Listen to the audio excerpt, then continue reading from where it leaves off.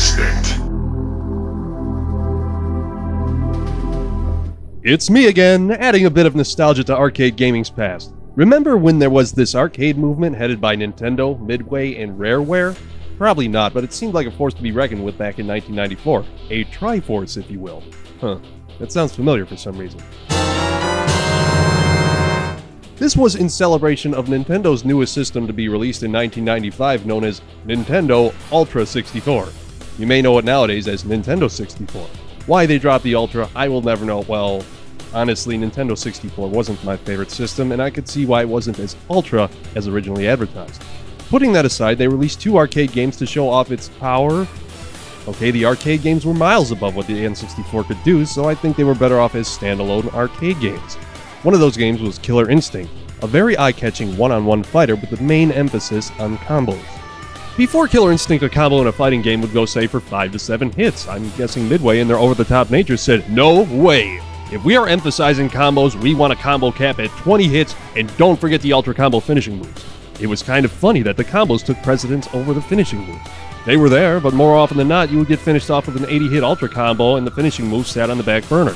To this day, I could tell you how to do Bjorkid's or Saberwolf's Ultra Combo, but as far as anyone's finishing moves, no idea.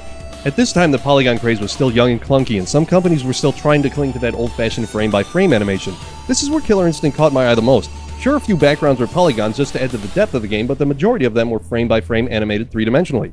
They were very detailed, and polygons weren't able to show this kind of detail yet as far as gaming was concerned.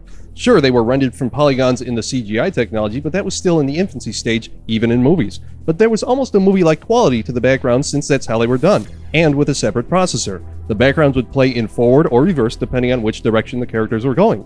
Rareware, as it was known back in '95, was really into these new CGI types of graphics. They proved it with Donkey Kong Country and other Super Nintendo games, but in the arcade they were going full throttle on it, and it showed. Well, if you weren't too busy laying down a 17-hit combo and got a chance to look at it. As dated as they look now, this stuff was top of the line when you were in an arcade. Killer Instinct would be right at the front of the place with a crowd around it looking to out-combo each other. The element of smooth motion was very well done too. Every frame was accounted for and it flowed so effortlessly. Best example being when you would ultra combo someone off a building into a pit fatality. No pause, no freeze for a second, no loading, it just happened though it was reality.